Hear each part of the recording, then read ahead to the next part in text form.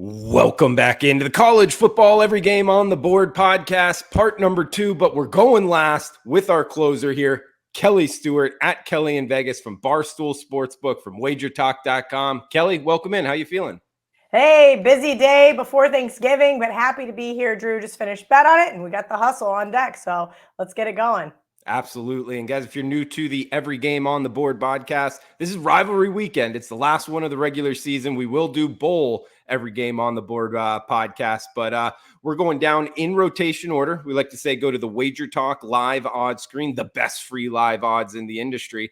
And if you go to the top of the Saturday card, we're hitting Oregon State, 139-140. It's the little numbers next to the team name, to the left of the team names on the college football live odds screen, down to 162 Michigan State and Penn State. So that top section of the Saturday card, those are the games we are breaking down. We had Tony Mejia, mid-major Matt, and Steve Merrill on before, hitting the other 3 sections to hit every single game on this weekend's card. So starting at the top here, 125, 126, Oregon State, the Civil War, Kelly Stewart. We got Oregon, the Ducks, on the road, minus 3-point favorites, 58 being the total. Liking anything in Corvallis to start us off on Saturday? I'm shocked we're still allowed to call it that, Drew. Bo Nix, he's the big question mark here, right? Is Bo Nix going to play in this game? Part of me thinks yes, because it is such a big rivalry spot. But if Oregon can get the win here, that means the Ducks have a good chance to get into the Pac-12 championship. So I'm looking at the Oregon State Beavers here. Why? Because they've been good to me the last 2 years, Drew. And in fact, they are 11-0 against the spread in their last 11 games at home. This team has been producing money in Corvallis, and that makes it really hard to go against. Now, on the flip side, Bo Nix has been so great for this Oregon Ducks offense. What are they going to do without him? And then, throwing a little Marco D'Angelo, maybe injured player theory, if you will, if he isn't a go. Slight lean to Oregon State. Not sure I'm going to get to the window with them, though, here. Kelly, you brought up not allowed to call that up anymore. Are we not supposed to? Did I make a mistake there? Oh, I have no idea. You know me. I always have a smart aleck comment to make, Drew, about, PC and cancel culture. No, I did hear that one time, but I don't know, the Civil War. I think it's still called that, but I mean, just like the Red River Shootout, or when they changed to the Red River Rivalry, and I don't know. Who knows what you're allowed to say anymore? I guess we'll have to ask the Oregon fans. Wow, a historical event. We're not allowed to call it that anymore. I don't know, guys. Let us know in the reply section if we are or not. Oregon State in the books. One that I'm pretty sure we're allowed to call by its name here. One that you would know, the Sunflower Showdown, at least according to Google. That is Kansas and Kansas State, guys. 8 p.m. Eastern, 139-140. The rotation number, 62.5 being the total. Kansas State, minus 12. The Fighting Kelly in Vegas is here. Guys, we're talking to a Kansas State alumni, breaking it down. Kelly, you liking anything in the Sunflower Showdown? Speaking of fighting, me and Marco got in a big fight about this one on Bet on It. We'll see if the producers leave that one in. And that's because he and Adam Trigger both asked my opinion on this game and then both bet Kansas. I understand why you'd want to look at Kansas here, right? You've got a team that's bowl eligible. This basically is just one of those marquee wins for them. You've got K-State, who's possibly looking ahead if they win this game to the Big 12 championship. But something that I've learned in my entire life, well, at least part of my entire life in Manhattan, Kansas, is that this means something no matter what. I've seen K-State as high as a 34.5-point favorite in this rivalry. I've seen some crazy games over the year, but the common denominator is these coaches know you cover against Kansas, because guess what happens in January when K-State basketball has to go to Allen Fieldhouse, and that is exactly it. Bill Self knows he has to cover. They know the spread. I don't care what they say. They've known. You are to beat KU by X number of points. And my aunt, who does not follow any of these spreads, usually asks me here and there. I said, all right, Aunt Helen, K-State opened as a 12.5-point favorite here. And she goes, if they don't win by 21, somebody's going to be in trouble. Even my 70-plus-year-old aunt knows what the precedent set here. So I understand the math. I understand the situation, but you have to understand where these coaches are. And Chris Kleiman knows. He's covered 3 straight against the Jayhawks. And whether it's Daniels or Bean, I don't think it matters. KU at home versus KU on the road is a completely different team. I took KU +9 against Texas because, again, KU at home against a Texas team that they've owned as of late, if you will, I thought was a little egregious of a number. Daniels came out. He looked absolutely rusty, and they got boat raced by the Longhorns. Since this team became bowl eligible and beat Oklahoma State, that's exactly what's happened. They've been outscored, I believe it was 98-42, and I think that's what we're going to see here. You asked my opinion, and I said I actually made the game 62. I made it 41-21. We'll see if K-State can't win by those 3 scores. Like it, Kelly. Great breakdown there. Kansas State. And you brought up Aunt Helen. Does Aunt Helen bet on games? No, of course not. No. Aunt Helen's not a gambler. She's very tight with her money. That is something that she and I pretty much disagree on across the board. Okay. Next game up. Speaking of rivalry names, Kelly, I think this is my favorite rivalry name. The Old Oaken Bucket. It's Purdue at Indiana. 141, 142, 3:30 Eastern. -10, -10.5. That is the Boilermakers on the road. 54 being the total in Bloomington, Indiana. Yeah, Purdue. Listen, this is a team that I love to bet as an underdog with Jeff Brom, and I love to fade as a favorite. The big problem is they're off just an ugly win, but no cover against Northwestern. And Indiana's off their freaking Super Bowl. I had this team on my long list last week, and I'm still kicking myself for not at least taking the 12, let alone the plus 375, $4 there. I kind of wonder how Indiana's going to bounce back in this situation. Do they capitalize on that win? Maybe, maybe not. And that's something that tells me I'm going to stay away. This would essentially be Indiana's bowl game because even if they win this game, they'll only have 5 wins. Purdue kind of hanging out there in that good old Big Ten West. Got to get a win here. So lean towards the points with the Hoosiers. 10.5 seems like a few too many, but man, Purdue as a favorite, cannot trust this team. So I'm going to stay away, but slight nod to the Hoosiers. Heading down in rotation order here. 143, 144, 7:30 Eastern kick. Syracuse at Boston College, Kelly. We get the Qs -10 in the hook, depending where you're shopping. 47 being the total. We liking anything in the ACC Saturday night? God, poor Syracuse. It has just been a bloodbath since they blew that 21-10 lead in Death Valley to Clemson. Lose to Clemson, lose to Notre Dame, lose to Pitt, lose to FSU. Yeah, I was on that one. Plus the points there. That was gross. And just lose by the hook to Wake. How much does this team care? I actually texted our good friend Adam Trigger earlier, and I said, why do I want to take Boston College? They just got blown out by Notre Dame.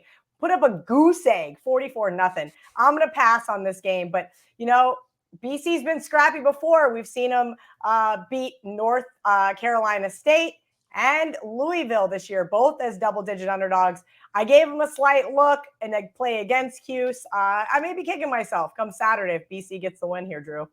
All right, heading down to the Peach State up next, Kelly. Good start to the show. 145, 146, 12 Eastern, 9 a.m. Pacific. Some good old-fashioned hate. Georgia Tech and Georgia. In between the hedges here, 49 being the total, -35.5. That's Georgia as the favorite, Kelly.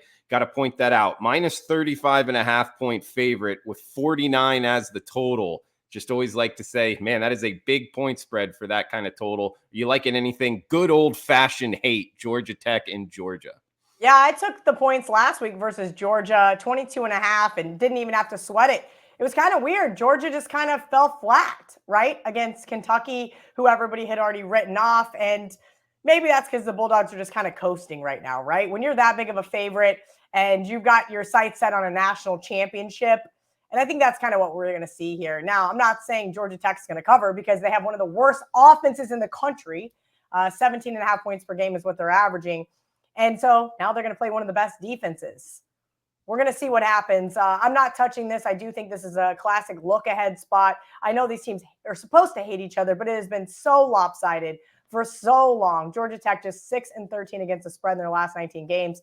Gonna pass, but could see why Georgia wouldn't end up covering this one with the SEC championship on deck plus college football playoff.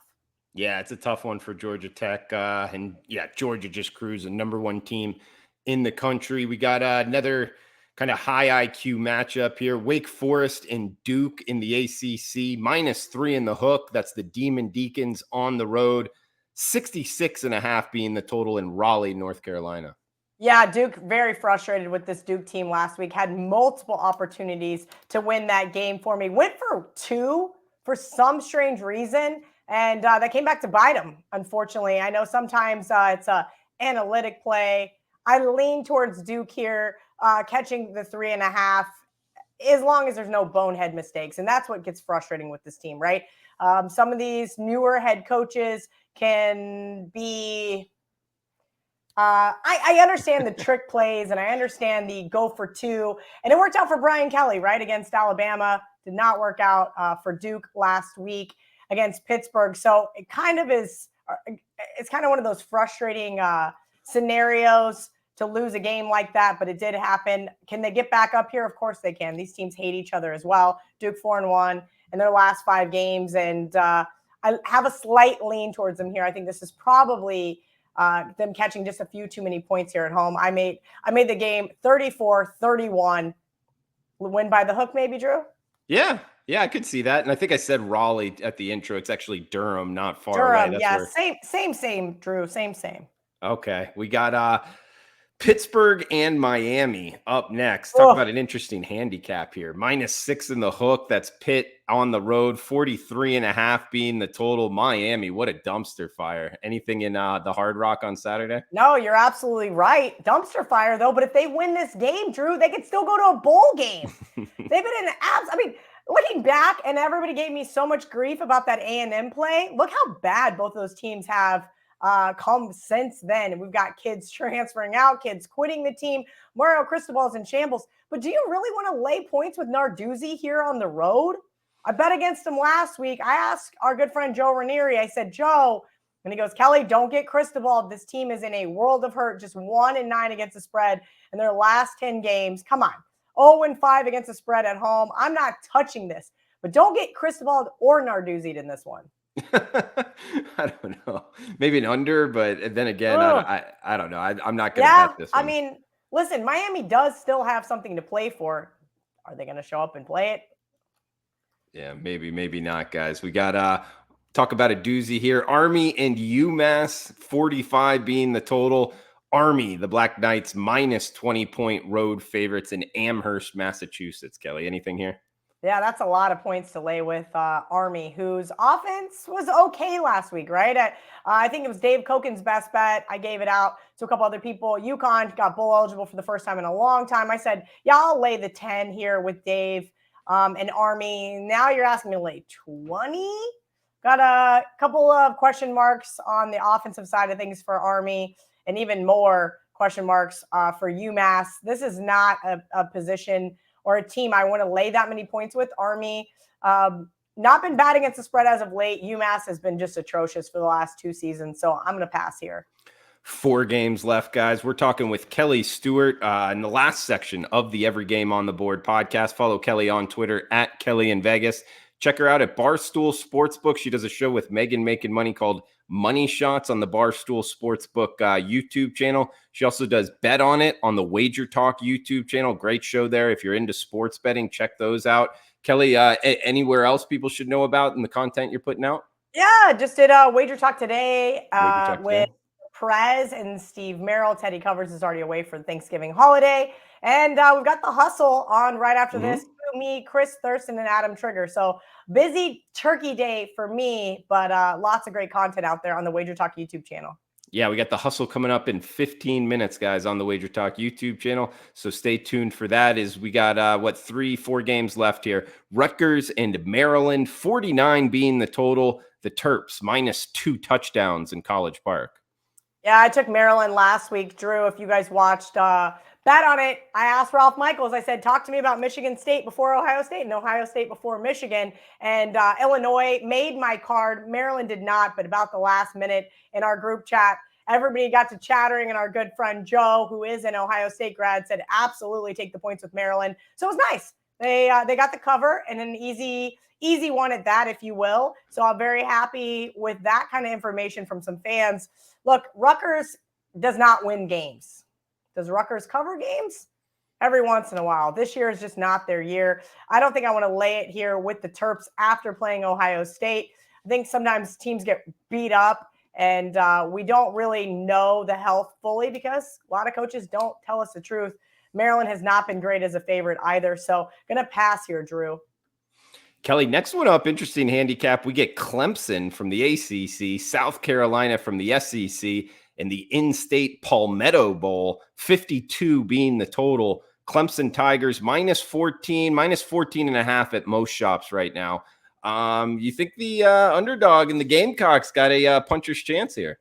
I mean, God, last week, 22.5-point underdogs, and they just beat up Tennessee so bad. Why they left Hendon Hooker in that game is beyond me. And unfortunately, he suffered an ACL injury and will not be playing this week. And that's a sad one because that was so unnecessary. I mean, they were down, 3 scores at that point in time. And man, South Carolina, that is an ultimate high. Can they carry that over into a rivalry team in Clemson? Clemson's looked good the last couple weeks against Louisville. They hurt Malik Cunningham. So he really didn't play up to his full potential. They got the cover there. And then, of course, they got to play Miami and Mario Cristobal. So, of course, they absolutely dominated. I don't know what to make of this Clemson team. This Clemson team has struggled the last 2 seasons. Now without Venables, their defense hasn't been as great. That ugly loss to Notre Dame. I already brought up the Cuse game that they had to come roaring back from. Yeah, I don't know. I don't know what to think of this one. This one's an interesting handicap, if you will. I could see why everybody wants to be on South Carolina in hopes that they could put back-to-back games together, but I don't know. This looks like a 2-score game. Could be by 10, could be by 14, could be by 17, which is technically a 3-score game. Drew, I don't want any part of it. Again, I'm not buying the hype with Clemson, so I can't lay it. But man, the Gamecocks, that was a hell of an offensive performance. Apparently, they even ran out of freaking fireworks. No way. Yeah, that's what I saw on Twitter, that they ran out of fireworks. They scored so many touchdowns. Man, that's great. And what did you say the point spread was? 14.5.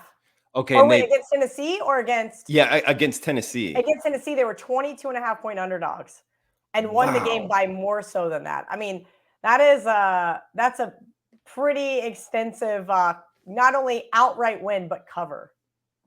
Yeah, they won by 25. Yeah, and they were 22-point underdogs. I mean, that's almost a 50-point differential. Wow, that doesn't happen. That's kind of the largest I can think off the top of my head. Absolutely. Wow, that's crazy. Maybe it's something to ride. I don't know. It's going to be a fun one to watch, though. South Carolina and Clemson. That one kicks us off 3:00 Eastern. We got the Governor's Cup, Louisville and Kentucky. Kentucky -3-point home favorites, 43 being the total here, Kelly.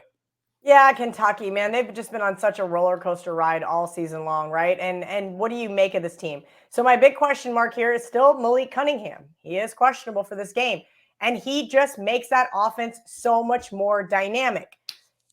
I got to wait to see if he's going to play, of course. Louisville off a nice win over North Carolina State. Kentucky off a good cover in a hard-fought defensive game versus Georgia. But the week before that, they lost to Vanderbilt as 17-point favorites. This is a tough one. But until I know what's up with Malik Cunningham, I can't get involved. If he's a go, I think Louisville wins this game. Kelly, last game for the section, Michigan State and Penn State. They play for the Land Grant Trophy, guys. 4:00 Eastern kick here. 52.5 being the total. -18 in the hook. That's the Nittany Lions in Happy Valley. Yeah, Happy Valley. I always say I never want to lay points with James Franklin, and I'm still going to stick to that. But I'm not sure that I really trust Michigan State either. They have just been on this weird roller coaster ride. They got in the fight after the Michigan game. Everybody knows about the locker room incident. Had a bunch of guys suspended. Then I was looking at them before the suspensions were announced. I think the line was like +11 to beat Illinois. And then after all the suspensions got announced, 16, I said, this is still a lot of points. But, man, this bad publicity, if you will, is too much. And then they go right into Champaign and beat Illinois. And I'm going, okay, great handicap, KIV. Rutgers, they got the win but no cover. And then they just lose to Indiana. as 12-point favorites is such a strange team. Mel Tucker is getting paid an awful lot of money to have this roller coaster ride of a season. I feel like it's very, very odd. And, here's a Penn State team who's covered 5 straight since they didn't cover for me against Michigan. But of course, so I'm going to stay away. I hate to end it on that note, but I just can't really trust either one of these teams. All good, Kelly. I mean, happy Thanksgiving to you. Thanks Happy for doing the Thanksgiving, show. Drew. Yeah, no, great stuff as always, guys. Follow her on Twitter at Kelly in Vegas. We got most confident play of the section. If you got one, Kelly, and any final thoughts before we shut it down? Yeah, there's a few confident ones, but the one I can be most confident in is my alma mater because, again, the precedent is set, Drew. The situation may be a look-ahead spot, but nobody's looking ahead here. It's not like KU is, a 1 or 2 win team like we're traditionally used to. K-State's normally a very sizable favorite, over 3 scores. So this is the lowest point spread it's been, I believe, since 2008. And what happened then? K-State lost, and KU got to go on to an Orange Bowl. I can promise you there has been some talk about not looking ahead here and what is at stake. So look for the Wildcats by 3 scores. And if K-State wins it, they might go to the Orange Bowl? No, if K-State wins it, they'll go to the Big 12 championship. Yeah. If they beat TCU, I'll get to play Megan Making Money's LSU Tigers again in the Sugar Bowl. The Sugar Bowl. Okay, that would be a fun one. Unless LSU somehow punches a ticket into the playoff, right? Hey, if LSU can beat Georgia in the SEC championship game, I don't want to count them out just yet, but obviously they will be sizable underdogs, probably 2 touchdowns in that one, maybe a little bit less. We'll see how the next week pans out here in college football. She's Kelly Stewart at Kelly in Vegas on Twitter. Check her out. Barstool Sportsbook, WagerTalk.com. Bet on it. The Hustle. She's got a lot going on, guys, as you all know. So, and the mainstay here on the Every Game on the Board podcast. Happy Thanksgiving to you, Kelly. Happy Thanksgiving out there. Thanks for tuning in. Please smash that like button. Feel free to reply below. And we'll be back for Bowl Every Game on the Board podcast. But cash those tickets until then. Have a fun, safe weekend. Thanks for tuning in.